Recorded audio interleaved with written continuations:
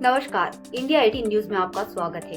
आपके साथ मैं हूँ आरती सेंचा। रुक करते हैं तमाम बड़ी खबरों पर। खबरें कर्नाटक के तुमकुर जिले से, जहां गृह मंत्री और जिला प्रभारी मंत्री डॉक्टर जी परमेश्वर ने जिला कांग्रेस भवन का उद्घाटन किया और पार्टी कार्यकर्ताओं को संबोधित किया। वहीं गृह मंत्री डॉक्टर जी परमेश्वर ने कहा, मुझे पार्टी के लिए ईमानदारी से काम करना है।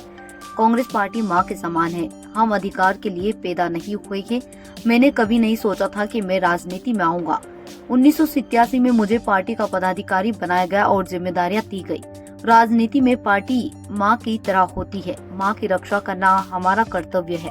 कांग्रेस पार्टी को 138 साल हो गए हैं। कितने लोग पीएम, सीएम, मंत्री, गवर्नर बने। क्या इतने सालों बाद पार्टी का मिशन बदल गया है? कांग्रेस का मिशन गरीबों और निचले समुदायों को स्वाभिमान और समानता का जीवन देना है। घोषणा पत्रों में कुछ न कुछ बदलाव है। लाखों लोग शिक्षित हैं और उच्च पदों पर आसीन हैं। हम सभी पार्टी अध्यक्ष, ग्राम अध्यक्ष, विधायक और मंत्री हैं। पार्टी किसी को भी टिकट दे दे, पार्टी को जिताओ। कांग्रेस पार्टी मेरी जागीर नहीं है, सबका है। कर्नाटक के तुमकुर से संवाददाता ANP की रिपोर्ट। ಕಾಂಗ್ರೆಸ್ ಪಕ್ಷದ ಕಚೇರಿಯನ್ನ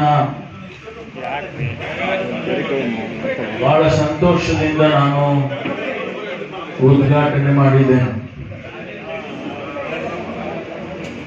ಈ ಸರಳ ಕಾರ್ಯಕ್ರಮದಲ್ಲಿ ಉಪಸ್ಥಿತರಿರ್ತಕ್ಕಂಥ ನಮ್ಮೆಲ್ಲರಿಗೂ ಅತ್ಯಂತ ಪ್ರಿಯವಾದಂತ ಮಾಜಿ ಜಿಲ್ಲಾ ಕಾಂಗ್ರೆಸ್ಸಿನ ಅಧ್ಯಕ್ಷರು, ಮಾಜಿ ಸಂಸದರು ಆಗಿರ್ತಕ್ಕಂಥ ಸನ್ಮಾನ್ಯ ಮುದ್ದನ್ಮೆಗೆ ಅಭಿನಂದನೆಯನ್ನು ಈ ಸಂದರ್ಭದಲ್ಲಿ ಹೇಳ್ತೇನೆ. ಮಾನ್ಯ ಚಂದ್ರಶೇಖರ್ ಗೌಡರು ಅಧ್ಯಕ್ಷರಾಗಿ ಬಹುಶಃ 3 ವರ್ಷಕ್ಕೆ ಬರ್ತಾರೆ, 1.5 ವರ್ಷ. ಏನಾದ್ರೇನ 3 ವರ್ಷ ಮಾಡಂಗ್ ಕಾಣ್ತೀಯ.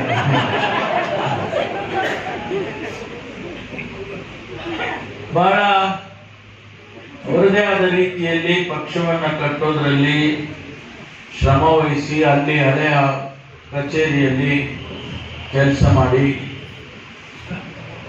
ಕಾರಣಾಂತರದಿಂದ ಇಲ್ಲಿ ಬರೋಂಗಾಗಿದೆ. ತಮಗೆಲ್ಲ ಗೊತ್ತಿದೆ ಯಾಕೆ ಇಲ್ಲಿಗೆ ಶಿಫ್ಟ್ ಮಾಡಿದ್ದೀವಿ ಅನ್ನೋದು ಗೊತ್ತಿದೆ. ಹಾಗಾಗಿ ಇವತ್ತು ಇದು ನಮಗಿರ್ತಕ್ಕಂಥ ತಾತ್ಕಾಲಿಕವಾದಂತ ಕಾಂಗ್ರೆಸ್ಸಿನ ಕಚೇರಿ, ಟೆಂಪರರಿ.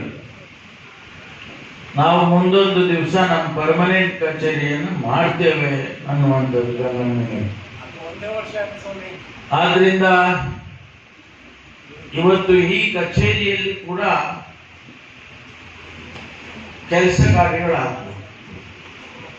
ಪಕ್ಷದ ಕೆಲಸಗಳು ಬಹಳ ಪ್ರಾಮಾಣಿಕವಾಗಿ ಕೆಲಸಗಳಾಗಬೇಕು. ನಾನು ಅನೇಕ ಹಿರಿಯರಿದ್ದಾರೆ, ಶಫಿಯವರು, ರಂಗಣ್ಣಯ್ಯನವರು, ಎಲ್ಲ ನನಗಿನ ಮೊದಲು ಶಾಸಕರಾಗಿದ್ದಂಥವರು. ಮುದ್ದನ್ಮೇಗೌಡರು ಕೂಡ ಕಡಿಮೆ ನನಗಿನ ಮೊದಲೇ ಆಗಿದ್ದಾರೆ, 89ನಲ್ಲಿ ಆಗಿದ್ದಾರೆ. ಆದ್ರೆ ನಾನು ಬುದ್ಧಿ ಹೇಳೋಕ್ಕಾಗ್ಲಿ ತಿಳುವಳಿಕೆ ಹೇಳುವಂತವನಲ್ಲ, ಆಗಲ್ಲ, ನಮ್ಗೆ ಶಕ್ತಿ ಇಲ್ಲ, ಯಾಕಂದ್ರೆ ಅವ್ರು ಹಿರಿಯ ಅನುಭವ ಇದೆ. ಆದ್ರೆ ಪಕ್ಷದ ಬಗ್ಗೆ, ಕಾಂಗ್ರೆಸ್ ಪಕ್ಷದ ಬಗ್ಗೆ ನನ್ನದೇ ಆದಂತ ಕಮಿಟ್ಮೆಂಟ್ ಇದೆ. ಕಾಂಗ್ರೆಸ್ ಪಕ್ಷ ರಂಗಣ್ಣಯ್ಯನವರು ದೇವರಿಗೆ ಹೋಲಿಸಿದ್ರು, ದೇವಸ್ಥಾನಕ್ಕೆ ಹೋಲಿಸಿದ್ರು.